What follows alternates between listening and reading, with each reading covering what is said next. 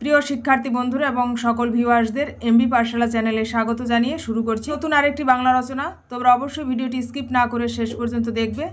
আজ তোমরা দেখবে বাংলা রচনা মাতৃভাষার মাধ্যমে শিক্ষা। সূচনা। হে বঙ্গ ভাণ্ডারে তব বিবিধ রতন, তাসবে অবোধ আমি অবহেলা করি, পরধন লোভে মত্ত করিনু ভ্রমণ, পরদেশে ভিক্ষাবৃত্তি কুক্ষণে আচরি, মাতৃভাষা রূপে খনি পূর্ণ মণিজালে। মধুসূদন দত্ত। ইংরেজি ভাষায় সাহিত্য রচনা করে খ্যাতি অর্জনের নেশায় বিদেশে পাড়ি জমিয়েছিলেন কবি মধুসূদন দত্ত। মনে প্রাণে জন্মগতভাবে বাঙালি হয়েও তার ভেতরে ইংরেজি সাহিত্যে লেখালেখির মাধ্যমে কবি প্রতিভা প্রকাশ করবেন, এই ছিল তার বাসনা। কিন্তু বাস্তবের মাটিতে হোঁচট খেয়ে যখন নিজের ভুল বুঝতে পারলেন, সেই সময় দেশে ফিরে এসে তার এই অনুশোচনা ও আত্মবিলাপ প্রকাশ পায়। হ্যাঁ, উপরিউক্ত ওই অনুশোচনা, ওই আত্মবিলাপ কবি মাইকেল মধুসূদন দত্তের, যিনি একদিন মাতৃভাষাকে অবহেলা করে বিদেশি ভাষার সৌন্দর্য সন্ধানে গিয়েছিলেন। পরবর্তীতে নিজের ভুল বুঝতে পেরে পুনরায় মাতৃভাষার চরণতলে আশ্রয় নিয়েছিলেন এবং পেয়েছিলেন জীবনের শ্রেষ্ঠ সম্মান, সুখ, সমৃদ্ধি এবং অগণিত মানুষের অফুরন্ত ভালোবাসা। কবি জীবনের এই ঘটনা থেকে আমরা বলতে পারি, মানব জীবনে মাতৃভাষার কোনো বিকল্প নেই। মাতৃভাষার মাধ্যমে শিক্ষা সহজ ও পূর্ণাঙ্গতা লাভ করে। রবি ঠাকুর বলেছেন, শিক্ষায় মাতৃভাষা মাতৃদুগ্ধ স্বরূপ। মাতৃদুগ্ধ যেমন একটি শিশুর পক্ষে পুষ্টিকর, বিদ্যাশিক্ষার ক্ষেত্রেও তেমনি মাতৃভাষা সর্বোৎকৃষ্ট মাধ্যম। মাতৃভাষা মনে প্রাণে তৃপ্তি দেয়, চিন্তা চেতনায় দীপ্তি আনে। তাই যদি কোনো ব্যক্তি তার মাতৃভাষাকে অবহেলা করে, তবে তাকে মূর্খ, পাষাণ না বলে উপায় নেই। বিদেশি ভাষার অসুবিধা। আবারও কবির কথায় বলতে হয়, নানান দেশে নানান ভাষা, বিনা স্বদেশী ভাষা মিটে কি আশা। মাতৃভাষায় কথা বলে যেভাবে মনের ভাব প্রকাশ করা যায়, তা অন্য কোনো ভাষার মাধ্যমে সম্ভব নয়। এই মাতৃভাষা হলো সহজাত এবং একান্ত আপন ভাষা। বিদেশি ভাষা শেখা খুবই কষ্টসাধ্য একটি ব্যাপার। তাই একসময় ইংরেজরা ফরাসি ভাষাকে মাতৃভাষার উপরে স্থান দিয়েছিল এবং সেই সময় সে দেশের সাহিত্যে কোনো উন্নতি ঘটেনি। উন্নতি হয়েছিল সেদিন যেদিন জেমস মাতৃভাষায় বাইবেল অনুবাদ করেন। বাইবেল ও মাতৃভাষাকে অসীম মর্যাদার আসনে বসিয়েছিলেন। রাশিয়া ও মাতৃভাষাকে মর্যাদা দেওয়ার পরেই জ্ঞান, বিজ্ঞান, শিল্প, সাহিত্য প্রভৃতি সকল ক্ষেত্রে গৌরবময় অগ্রগতির পথে শ্রেষ্ঠ স্থান লাভ করেছিল। জাপানও একসময় প্রাচ্যের শিক্ষাধারাকে গ্রহণ করে নিজেদের অগ্রগতিকে রুদ্ধ করে রেখেছিল।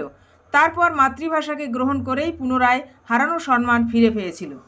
মাতৃভাষার প্রয়োজনীয়তা ও উপযোগিতা। বিশ্বকবি রবীন্দ্রনাথ ঠাকুর বলেছেন, আমাদের মন 13-14 বছর বয়স হইতে জ্ঞানের আলোক এবং ভাবের রস গ্রহণ করিবার জন্য ফুটিবার উপক্রম করিতে থাকে। সেই সময় অহরহ যদি তাহার উপর বিদেশি ভাষার ব্যাকরণ এবং মুখস্থবিদ্যার শিলাবৃষ্টি বর্ষণ হইতে থাকে, তবে তাহা পুষ্টি লাভ করিবে কি প্রকারে। বিভিন্ন ভাষাবিদ এবং গবেষকদের আলোচনার মাধ্যম থেকে মাতৃভাষার যে সমস্ত প্রয়োজনীয়তা বা উপযোগিতা সম্পর্কে জানা যায়, সেগুলি হলো, এখানে কয়েকটি সাব পয়েন্ট দিয়ে তোমরা পরপর এইভাবে দাগ নম্বর দিয়ে দিয়ে এই পয়েন্টগুলো লিখবে। যেমন 1 নম্বরে, আমাদের প্রতিদিন ভাবের আলাপন, সুখ দুঃখ, আশা নিরাশা ও আনন্দ বেদনার বহিঃপ্রকাশ ঘটে মাতৃভাষার মাধ্যমে। তাই মাতৃভাষা মনের ভাব প্রকাশের মতো উপযোগী, অন্য ভাষা তত উপযোগী নয়। মাতৃভাষার মাধ্যমে শিক্ষাদান করলে শিক্ষার্থীরা সহজেই সেই বিষয়টি বুঝে নিয়ে আয়ত্ত করতে পারে, কিন্তু অন্য ভাষার বিষয়ে সহজভাবে আয়ত্ত করা সহজসাধ্য নয়।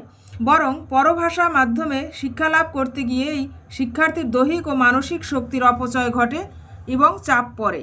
মাতৃভাষা শিক্ষার বাহন হয় আর অন্য ভাষা শিক্ষার ক্ষেত্রে বোঝা হয়ে দাঁড়ায়। দেশ ও কালের সঙ্গে ইতিহাস, ঐতিহ্য, শিক্ষা, সংস্কৃতির যে যোগ রয়েছে, তার সঙ্গে গভীর মেলবন্ধন রচনা করতে পারে মাতৃভাষার মাধ্যমে শিক্ষাদান প্রক্রিয়া।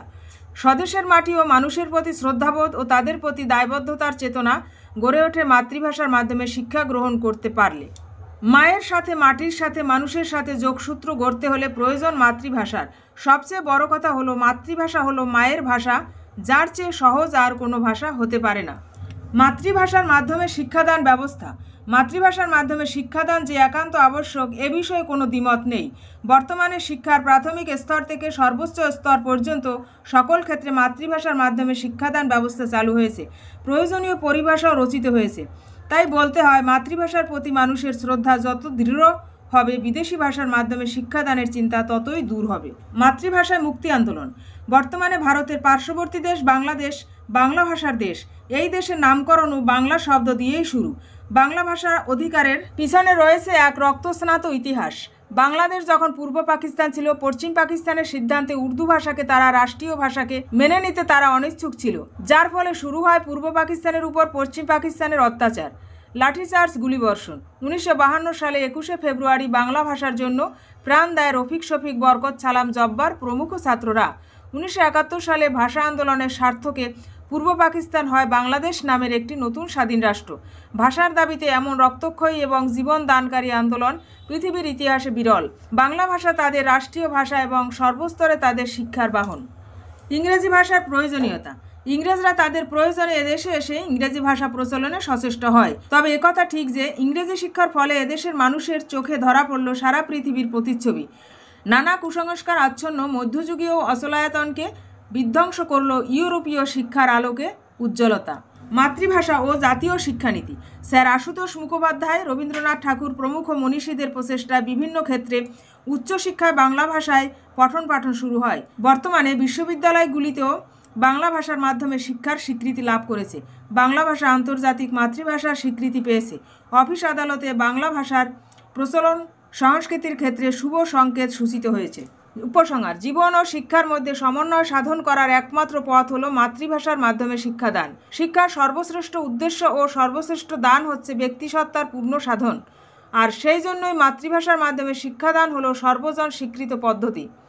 তবে ইংরেজি বা অন্য ভাষার শিক্ষার প্রয়োজন যে নেই তা নয়, কিন্তু মাতৃভাষা একটি শিশুর জন্ম থেকে বিশ্বের সব কিছুকে চিনতে, জানতে এবং সহজে মনের ভাব প্রকাশ করতে সাহায্য করে। তাই শিক্ষার আনন্দকে পরিপূর্ণ উপভোগ করতে চাইলে মাতৃভাষা অপরিহার্য। যেসবে বঙ্গেতে জন্মে হিংসে বঙ্গবাণী, সেসব কাহার জন্ম নির্ণয় না জানি।